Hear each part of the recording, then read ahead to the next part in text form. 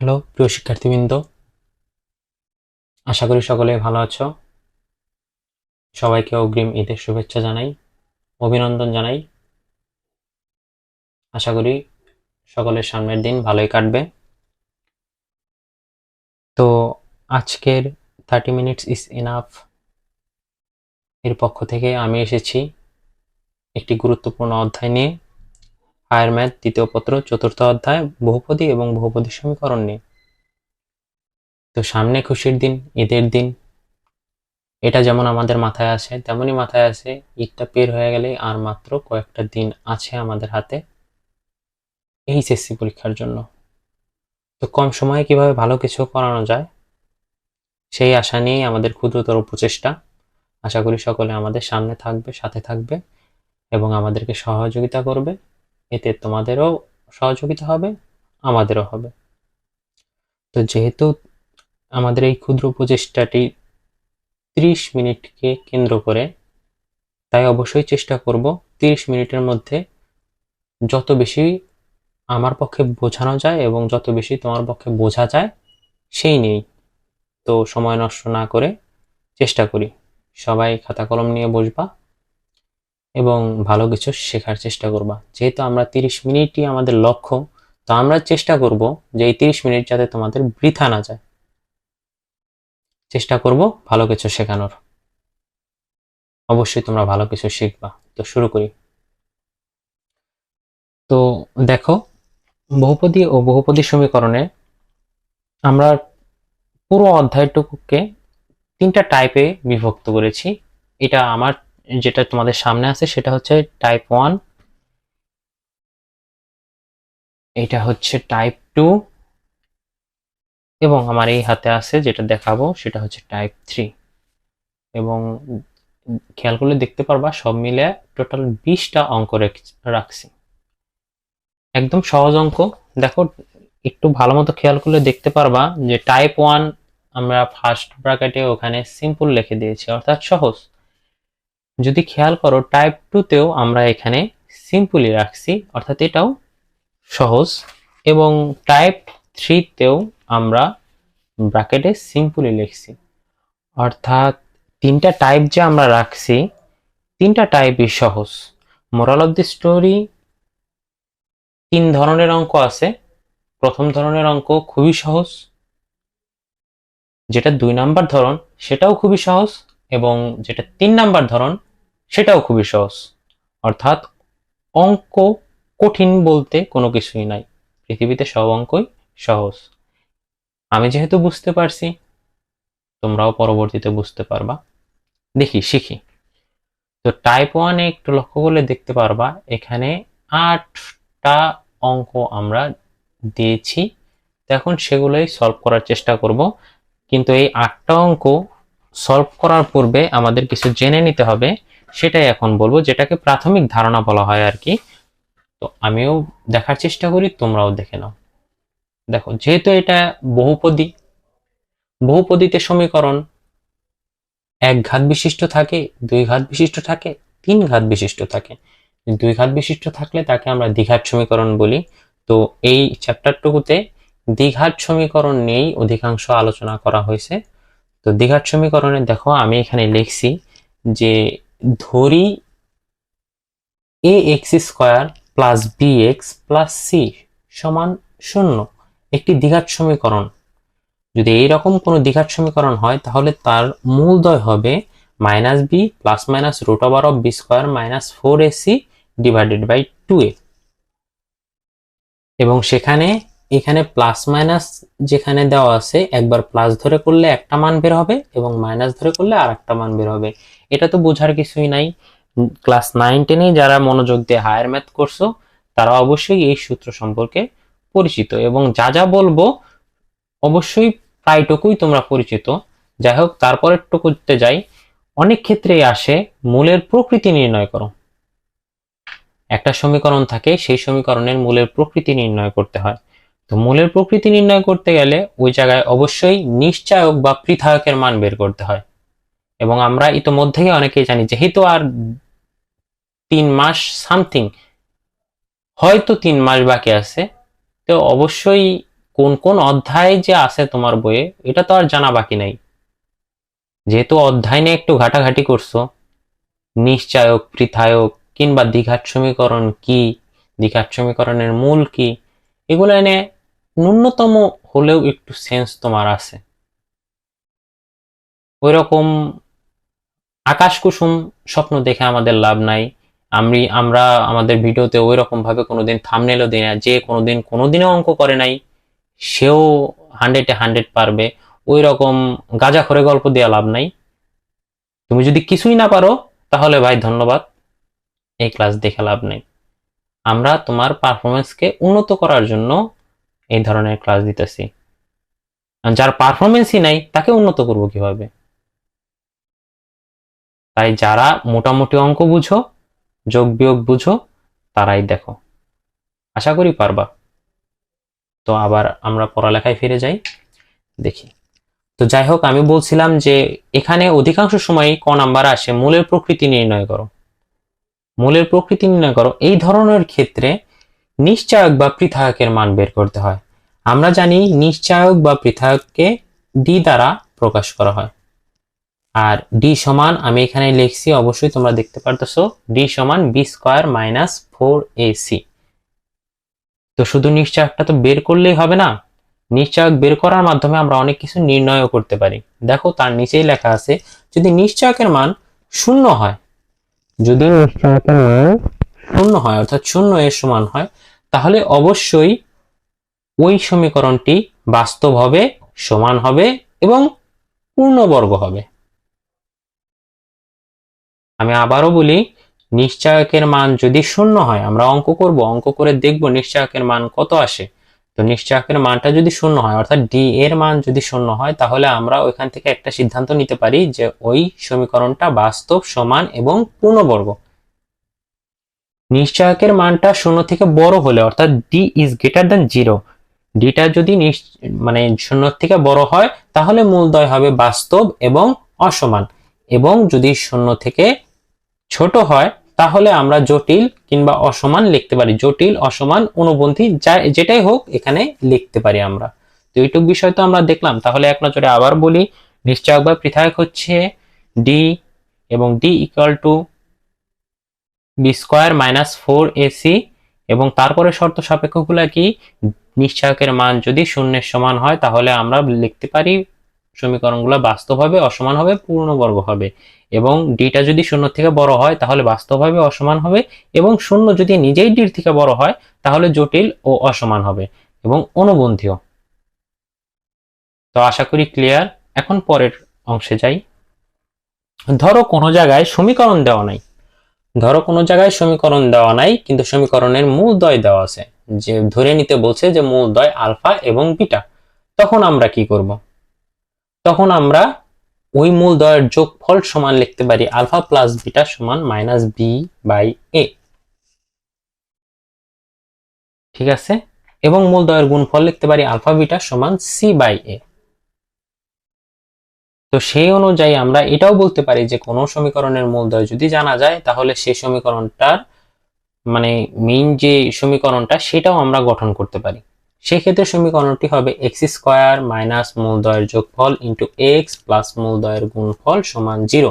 তো এখানে মূলদ্বয়ের যোগফলের মানটা এবং মূলদ্বয়ের গুণফলের মানটা যদি আমরা বসিয়ে দিই তাহলেই সমীকরণটা পেয়ে যাব। তো আমরা দুইভাবেই দেখলাম যে একটা সমীকরণ যদি দেওয়া থাকে সেই সমীকরণটা কিরূপ হবে, তার প্রকৃতিটা কেমন হবে সেটা আমরা বলতে পারতেছি। আবার মূলদ্বয় যদি জানা থাকে তো সেখান থেকে যে কোনোভাবে মূলদ্বয়ের যোগফল এবং গুণফল নির্ণয়ের মাধ্যমে সেই সমীকরণটা কেমন হবে সেটাও দেখতে পারতেছি। তো এইটুক বিষয়ই দরকার। তো আমরা চেষ্টা করব এইটুক বিষয়টা মাথায় রাখার জন্য। যাদের সামনে খাতা আছে তারা খাতায় তুলে ফেলো। আমরা এখন অঙ্কে যাব। তো যাই হোক, আমাদের প্রথম অঙ্কটা কি ছিল একটু দেখি, আমরা কষ্ট করে দেখলেই বুঝতে পারবো। দেখো খেয়াল করো, প্রথম যে অঙ্কটা আছে সেটার দিকে আমি যাই। প্রথম আমি বলছিলাম সমীকরণ দেওয়া থাকে মূলের প্রকৃতি নির্ণয় করতে বলে। তো প্রথম অঙ্কটা দেখো, 4x square plus 2x minus 1 সমান 0 সমীকরণটির মূলের প্রকৃতি নির্ণয় করো। তো আমরা সেই অনুযায়ী সলিউশনে লিখছি, দেওয়া আছে সমীকরণটি 4x square plus 2x minus 1 সমান 0। সুতরাং নিশ্চায়ক আমরা জানি যে মূলের প্রকৃতি নির্ণয় করতে গেলে একটু আগেই আমরা শিখছি, তোমাদের বোঝার সুবিধাটা আবার একটু দেখাই। একটু আগেই আমরা দেখছি যে কি কোনো একটা জিনিসের মূলের প্রকৃতি যদি নির্ণয় করতে চায় তাহলে অবশ্যই এখানে নিশ্চয়ক বা পৃথকের মান বের করতে হবে এবং সেটা করে দেখতে হবে যে এটা নিচের তিনটা শর্তের কোন শর্তের মধ্যে ওইটা পড়ে। যে শর্তের মধ্যে পড়বে সে অনুযায়ী আমি তার বৈশিষ্ট্য অনুযায়ী সমীকরণটা কিরূপ সেটা লিখে দিব। তো দেখি আমরা এটা আসলে কি আসে। দেখো এখানে নিশ্চয়ক বা পৃথকের মান আমরা লিখছি B square minus 4ac B. দেখো খেয়াল করো কোন একটা দ্বিঘাত সমীকরণে এটা হচ্ছে এ, এক্স স্কোয়ারের সাথে যেটা থাকে সেটা এ, এক্স এর সাথে যেটা থাকে সেটা বি, যেটার সাথে এক্স মেক্স কোনো কিছুই থাকে না সেটা হচ্ছে সি। তো আমরা লিখতে পারি ছোট করে এটা এ, এটা বি এবং এটা কি সি। তো এ বির সির মানটা তো আমরা বুঝতে পারলাম তাই না। তো বি স্কোয়ার মাইনাস 4ac, তো বির জায়গায় আমি লিখি বি হচ্ছে 2, তার স্কোয়ার 4 ইন্টু 4 মাইনাস 1, যার যার মান বসায় দেখলাম আসছে কত 20, আসছে কত 20। তো 20 দেখে তোমার কি মনে হইতেছে, এটা শূন্য থেকে ছোট না বড়? অবশ্যই এটা শূন্য থেকে বড় হবে, অর্থাৎ নিশ্চয়কের মানটা শূন্য থেকে বড়। তো শর্ত অনুযায়ী আমরা সিদ্ধান্ত নিলাম যে এখানকার সমীকরণের যে মূলদ্বয়টা কেমন হবে, বাস্তব হবে, অসমান হবে এবং অমূলদ হবে। আশা করি কারো বোঝায় কোনো সমস্যা হয় নাই, যারা ন্যূনতম একটু পারো তারাও অবশ্যই বুঝবা। ঠিক আছে, তো বোঝার সুবিধার্থে আবারও বলি, পূর্ববর্তী শীটে যে সকল জিনিস জেনে রাখা প্রয়োজন ছিল সেই সব জিনিসগুলো আবার একটু ভালো মতো দেখবা, ভালো মতো উঠাবা। ঠিক আছে, আর প্রয়োজন হলে পিডিএফ আকারে দিয়েও দিব, একটু কষ্ট করো। ভালো রেজাল্ট হলে তোমারই লাভ ভাই, আমাদের কোনো কিছু না, তোমাদেরই লাভ। আশা করি পারবা, অবশ্যই পারবা, এবং চেষ্টা ছাড়া কোনো কিছুই সম্ভব না। আমার কাছে ট্যালেন্ট আছে কিন্তু আমি চেষ্টা করলাম না, সেখানে কোনো লাভ না। আমি অমুক করতে পারি, আমি তমুক করতে পারি, আমি আকাশে উঠতে পারি, কিন্তু সেই আকাশে ওড়াটা যদি মানুষ নাই দেখতে পারে তাহলে সেই আকাশে উড়তে পারার কোনো লাভই আমার কাছে থাকবে না। তো আমি যে পারি সেটা আমাকে দেখাইতে হবে, সেটা প্রচেষ্টার মাধ্যমে দেখাইতে হয় ভাই। অবশ্যই চেষ্টা করবা, ভালো কিছু করার চেষ্টা করবা। ঠিক আছে, অঙ্কে যাই।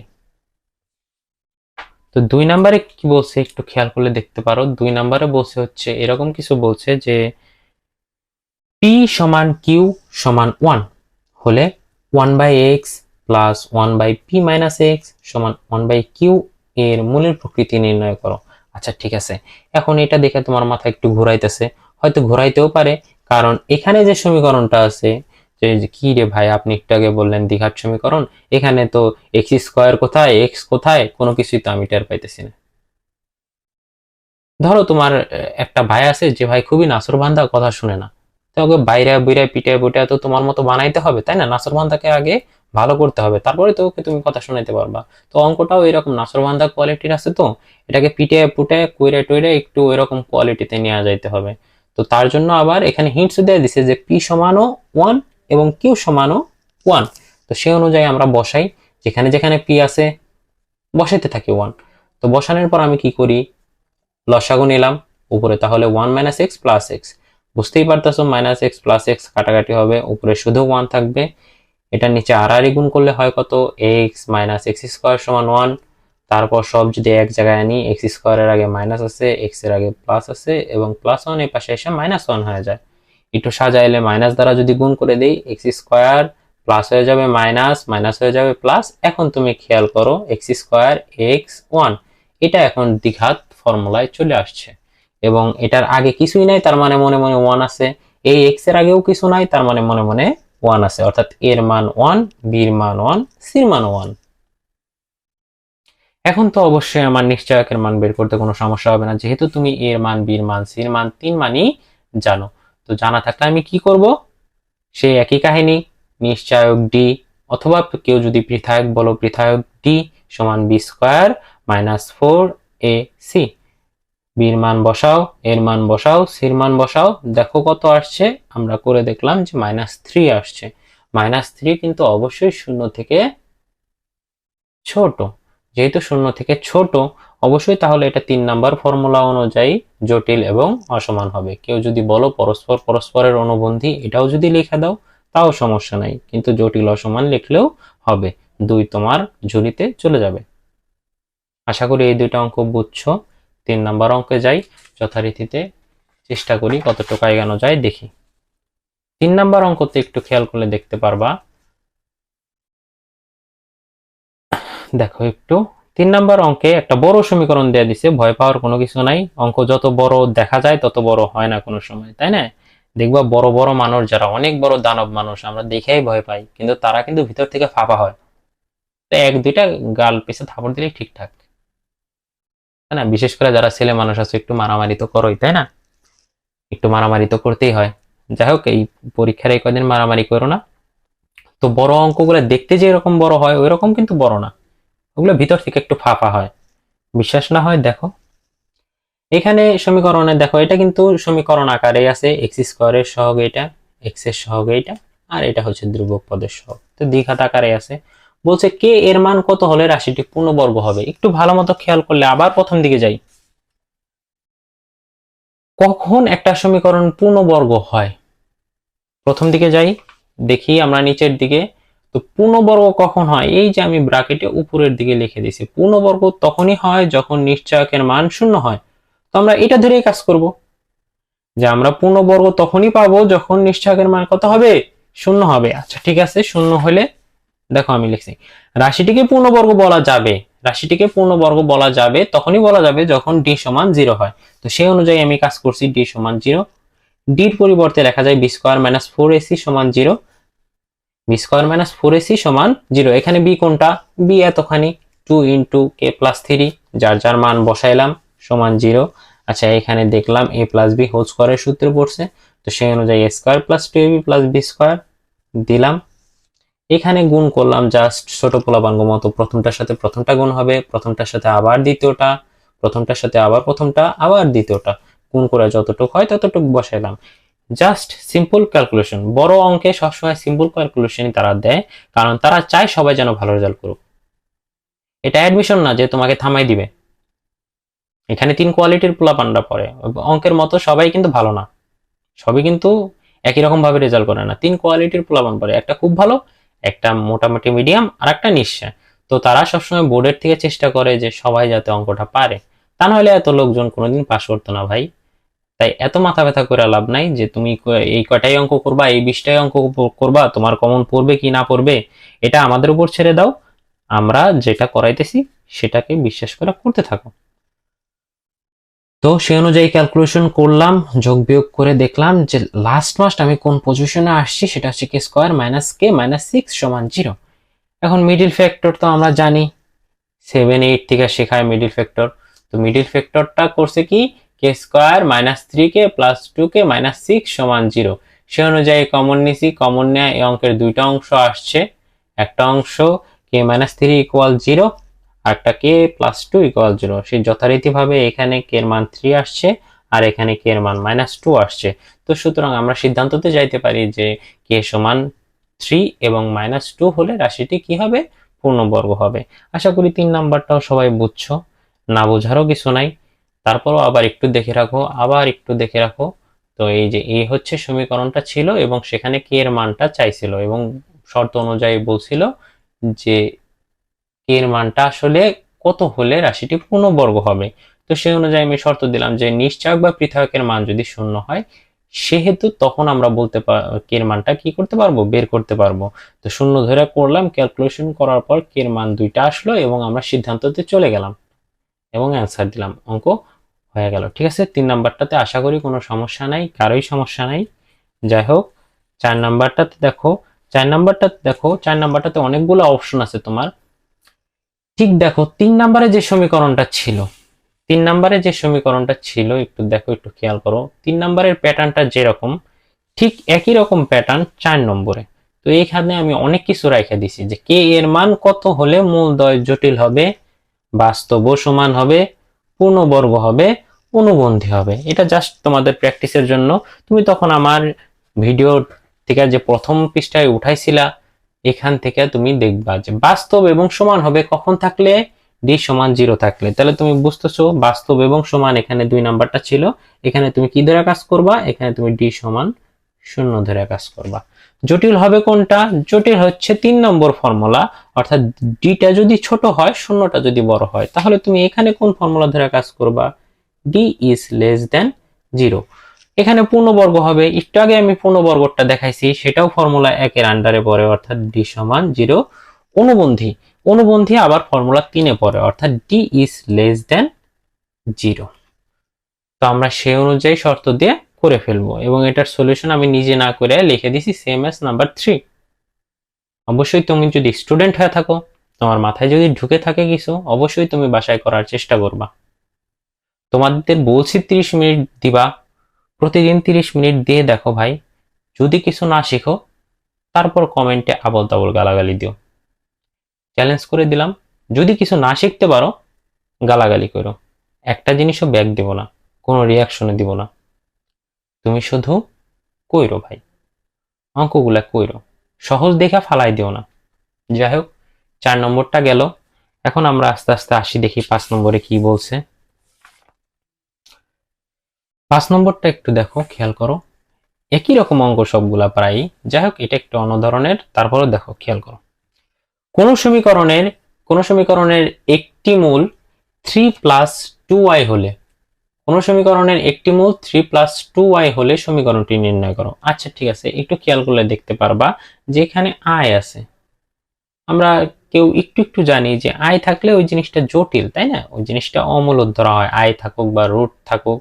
এখানে সাপোজ যদি এরকম থাকতো কোনো একটা সমীকরণের একটা মূল 3 প্লাস 2y, তাহলে অবশ্যই একটা মূল যেহেতু আছে, আর একটা মূলও কিন্তু আছে, কিন্তু আর একটা মূলের কথা বলা হয় নাই। তখন আমরা ওই আর একটা মূল কিভাবে লিখবো? 3 প্লাস 2y এর জায়গায় মাইনাস 2y লিখবো। কেন লিখবো? যে জায়গায় তোমার i আছে ঠিক সেটারই চিহ্ন পরিবর্তন হবে। এখানে যদি থাকতো এরকম -4 -3i, তো পরে আর একটা মূল যখন আমি বের করবো, যে সুতরাং অপর মূলটা -4, কিন্তু -4ই থাকবে, শুধু চেঞ্জ হবে কোথায়? i এর সামনে যে চিহ্নটা আছে। এখানে 3i এর সামনে কোন চিহ্ন আছে? মাইনাস চিহ্ন আছে, আমি পরেরটাতে প্লাস চিহ্ন নেব, প্লাস 3i নেব। সহজ হিসাব। অর্থাৎ i যেখানে আছে সেটার আগে যদি কোনো চিহ্ন থেকে থাকে, অপর মূল নির্ণয়ের ক্ষেত্রে বা অপর মূল লেখার ক্ষেত্রে তুমি তার বিপরীত চিহ্ন ইউজ করবা, তাছাড়া আর কোনো কাহিনী নাই। এখন যাই আমরা, যেহেতু একটা মূল দেওয়া আছে, একটা মূল তো অবশ্যই দেওয়া আছে, তাই না? যেহেতু একটা মূল দেওয়া আছে, আমরা অপর মূল কি লিখলাম?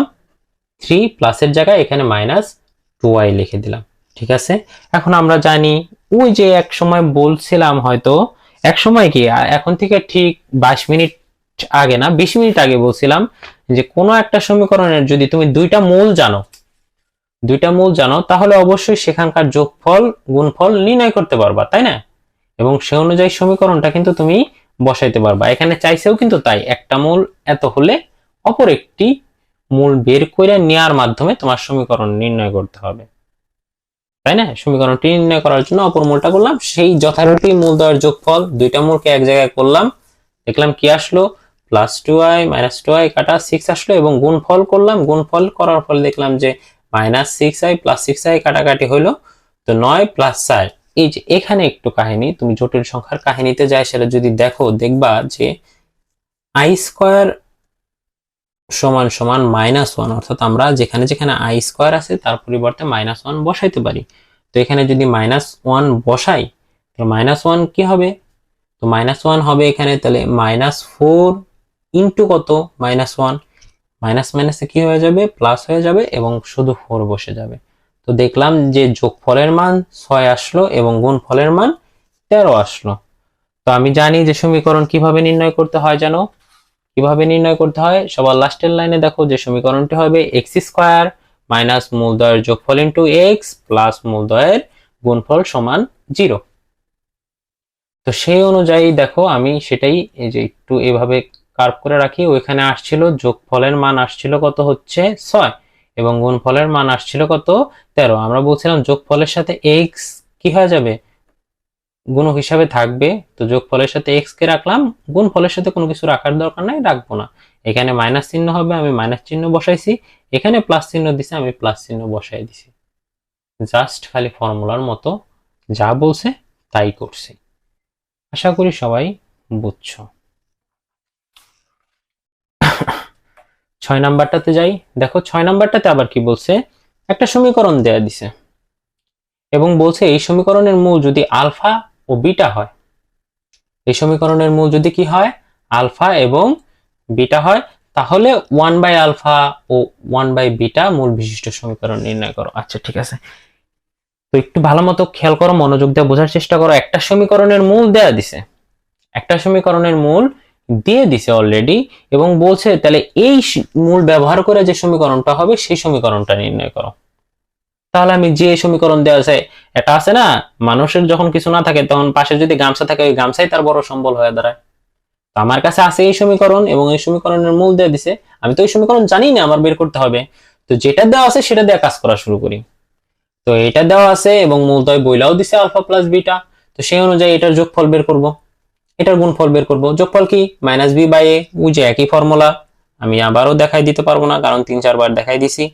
ঠিক আছে, এই 3-4 বার দেখানোর পরও যদি তোমার মনে হয় যে আমি এই জায়গায় আটকে যেতেছি, ওই যে বললাম যে কিছুই বুঝো না, প্লিজ, থ্যাংক ইউ, তাছাড়া আর কোনো উপায় নাই কিছু বলার। যাই হোক, আর একটু মজা করলাম, চেষ্টা করো ভাই, চেষ্টা করো। যাই হোক, তো যোগফল -b/a, যেহেতু বির মানটায় -5, তো যাই হোক -b যেহেতু +5 হয়ে গেছে, ডিভাইডেড বাই a কত, 4, যেহেতু এর মান 4। আচ্ছা ঠিক আছে, c/a, সির জায়গায় সির মান বসাইলাম, এর জায়গায় এর মান বসাইলাম। যাই হোক, তুমি ইতোমধ্যেই কিন্তু আলফা প্লাস বিটা এবং আলফা বিটার মান জানো, অর্থাৎ যোগফল এবং গুণফলের মান জানো। এখন কি বলছে যে 1/আলফা ও 1/বিটা মূল বিশিষ্ট সমীকরণ নির্ণয় করো। তো সেই অনুযায়ী সেটাকে যোগ করি। দুইটা মূল যেহেতু জানি আমি, ওই যে সে একই কাহিনী, দুইটা মূল জানা থাকলে সেখান থেকে সমীকরণ বের করা যায়। সেক্ষেত্রে যোগফল বের করতে হবে, গুণফল বের করতে হবে। এখানে এটা করলে লসাগুর মাধ্যমে আলফা বিটা, উপরে আলফা প্লাস বিটা। এখন দেখো, এই যে আমি কেন উপরেরটা করে নিলাম, যে আমি জানি একসময় আমার কাছে আলফা প্লাস বিটা এবং আলফা বিটার মান চাইবে, তখন আমার যদি করা না থাকে আমি কিভাবে করব, এর জন্য কিন্তু আমি আগে বের করে নিছি। এখন তোমার জিনিসটা অনেকটা সহজ মনে হইতেছে না, যে আলফা প্লাস বিটার মান দেওয়া আছে, আলফা বিটার মানও দেওয়া আছে, কত বের হলো, 5 বের হলো। এটুক তো সিম্পল ক্যালকুলেশন। এখন যোগফলের মান যেহেতু বের করছো, তুমি গুণফলের মানও বের করতে পারবা। তাহলে আলফা আর বিটার সাথে গুণ করলে আলফা বিটা হয়, উপরে 1 এটা তো আরো সহজ। আলফা বিটার মান বসাই দিলাম, যেটা আমি পাইছিলাম 1/4, সে অনুযায়ী 4 বসে গেল। তো সেই একই ফর্মুলা, সমীকরণটি কি, x² - 5x + 4 = 0। তুমি যোগফলের মান বসাইলা, গুণফলের মান বসাইলা, শেষ কাহিনী। আশা করি সবাই বুঝতে পারছো। 7 নম্বর দেখো, খেয়াল করো, 7 নম্বরটা বলছে যে এত একটি সমীকরণ, দেখো এটার মধ্যে এটার মধ্যে কোনো তফাৎ নাই, কোনো তফাতই নাই, একই রকম। শুধুমাত্র এখানে বলছিল 1/আলফা ও 1/বিটা, এখানে মূলদয়টা একটু বড় দিছে। বলছে দেখো সমীকরণটা একই এবং তার মূলও একই, খালি ওইখানে একটু চেঞ্জ দিয়ে দিছে। তুমি কি করবা, ওই যে সে একই গামছা তোমার সম্বল, সেটা নিয়ে কাজ করবা, যোগফল বের করবা, গুণফল বের করবা, এবং নতুন যে দুইটা মূল দেওয়া সমীকরণ গঠন করতে বলছে সেই দুইটার যোগফল বের করবা। সেই দুইটার যোগফল বের করে দেখলাম কি, একটু সাজায় লিখলাম আলফা প্লাস বিটা, এক জায়গায় লিখলাম 1/আলফা + 1/বিটা লিখলাম, এটাকে যেভাবে আছে সেভাবে রাখলাম। এটাকে একটু লসাগু করলাম, লসাগু করে দেখলাম যে আলফা প্লাস বিটার মান চাইছে, আমার কাছে আগের থেকেই আছে, এখানেও আগের থেকে আছে, আলফা বিটার মানও আগের থেকে আছে। তো 25/4 আসছে।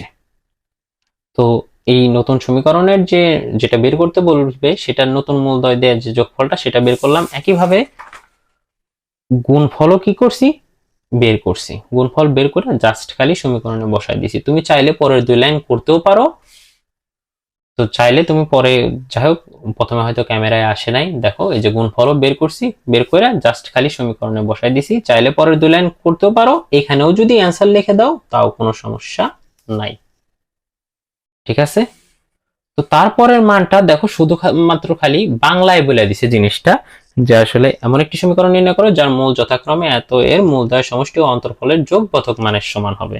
এখানেও সে একই, একটা সমীকরণ বলছে, সমীকরণ যেহেতু বলছে তুমি ধরেই নিতে পারো আলফা এবং কি বিটা, তাহলে এর সমষ্টি কি হবে, আলফা প্লাস বিটা, আর অন্তর কি হবে, আলফা মাইনাস বিটা। এখন বিষয় হচ্ছে এটা যে আলফা মাইনাস বিটা যেহেতু বলছে, এটার মান তো নাই, তোমার কাছে আলফা প্লাস বিটার মান তো তুমি বের করতে পারো এই সমীকরণ দিয়ে, ওই যে -b/a।